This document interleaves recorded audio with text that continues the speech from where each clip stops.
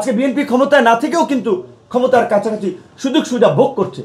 কাজে নির্বাচন যদি বাধাগ্রস্ত হয়, ভণ্ডুল হয়, তাহলে কিন্তু সবারই চোখের সামনে অন্ধকার নেমে আসবে। 2018 সালের ওই 4 অক্টোবর প্রজ্ঞাপন পর্যন্ত যদি লেগে না থাকতাম, এই 24-এর কোটা সংস্কার আন্দোলন হতো না, এই গণ অভ্যুত্থান হতো না, আজকের এই পরিবর্তন হতো না, বিএনপি জামাতের জন্য আজকে ক্ষমতায় যাওয়ার প্রেক্ষাপট তৈরি হতো না। কাজেই আমরা জনগণের সমর্থন চাই এবং বিএনপি জামাতের মতো রাজনৈতিক দলকে বলবো, আপনারা কৃতজ্ঞতা প্রকাশ করুন, আপনারা এই তরুণদের সংগ্রামকে মূল্যায়ন করুন। যেই তরুণরা যখন আপনারা কোণঠাসা ছিলেন, রাজপথে দাঁড়াতে পারেন নাই, কর্মসূচি করতে পারেন নাই, আমরা জীবনের ঝুঁকি নিয়ে জীবন বাজি রেখে কিন্তু রাজপথে লড়াই সংগ্রাম করেছি।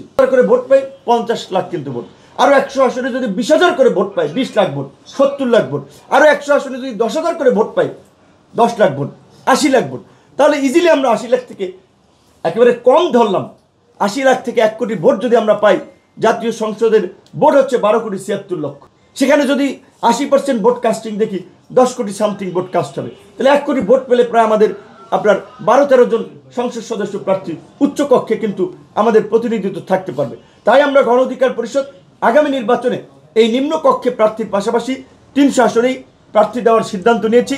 আমরা দেশবাসীর সমর্থন চাই এবং গণ অধিকার পরিষদের যে রাজনৈতিক অঙ্গীকার 2021 সালে যেটা জাতির সামনে আমরা উপস্থাপন করেছিলাম, সংসদ একটি ভারসাম্যপূর্ণ সংসদের জন্য উচ্চকক্ষ নিম্নকক্ষ, উচ্চকক্ষে পিয়ার, প্রধানমন্ত্রী রাষ্ট্রপতির ক্ষমতার ভারসাম্য আনায়ন, 2 বারের বেশি যেন কেউ প্রধানমন্ত্রী না থাকতে পারে, এই সমস্ত বিধানগুলো আজকে বাস্তবায়ন হচ্ছে। এটি আমাদের জন্য আনন্দের। এই সংগ্রামটা আমরা একটা প্রতিকূল সময় শুরু করলেও আজকে সেটি আলোর মুখ দেখছে। যেটি আমাদের সাধারণ সম্পাদক বলেছিল যে এই 2018 সালে যদি কোটা সংস্কার আন্দোলন আমরা না করতাম, শুধু আন্দোলন করে না, হামলা মামলার পরে ওই 17ই ফেব্রুয়ারি থেকে 2018 সালের ওই 4 অক্টোবর প্রজ্ঞাপন পর্যন্ত যদি লেগে না থাকতাম, এই 24-এর কোটা সংস্কার আন্দোলন হতো না, এই গণ অভ্যুত্থান হতো না, আজকের এই পরিবর্তন হতো না, বিএনপি জামাতের জন্য আজকে ক্ষমতায় যাওয়ার প্রেক্ষাপট তৈরি হতো না।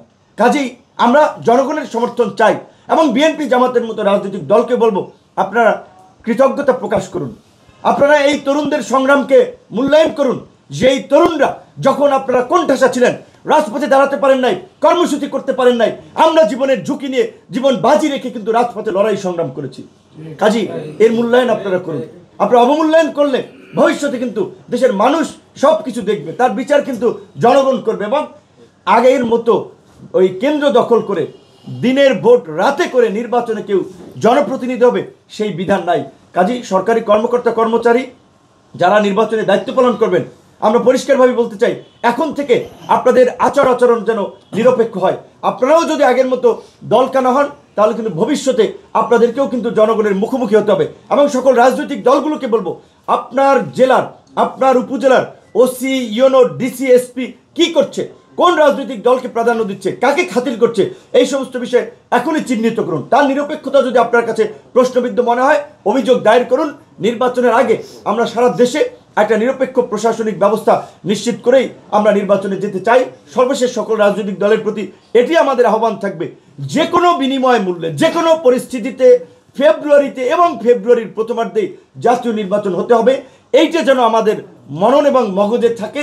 ফেব্রুয়ারিতে জাতীয় নির্বাচন রেখেই যেন আমাদের সমস্ত রাজনৈতিক কর্মসূচি, কর্ম পরিকল্পনা আমরা নিয়ে থাকি। ফেব্রুয়ারির নির্বাচন যদি বাধাগ্রস্ত হয়, ফেব্রুয়ারিতে যদি নির্বাচন না হয়, তাহলে কিন্তু কারোর জন্য সামনে ভালো কিছু পরিস্থিতি অপেক্ষা করবে। আজকে জামাত দেখেন গত 16 বছর নিষিদ্ধ ছিল, আজকে যে কিছুক্ষণ আগে 11টা একটা সংবাদ সম্মেলন করেছেন, সমস্ত মিডিয়া জামাতের অফিসে গিয়েছেন না, জামাতের অফিসে প্রোগ্রাম করতে পেরেছে, 16 বছরে পেরেছে।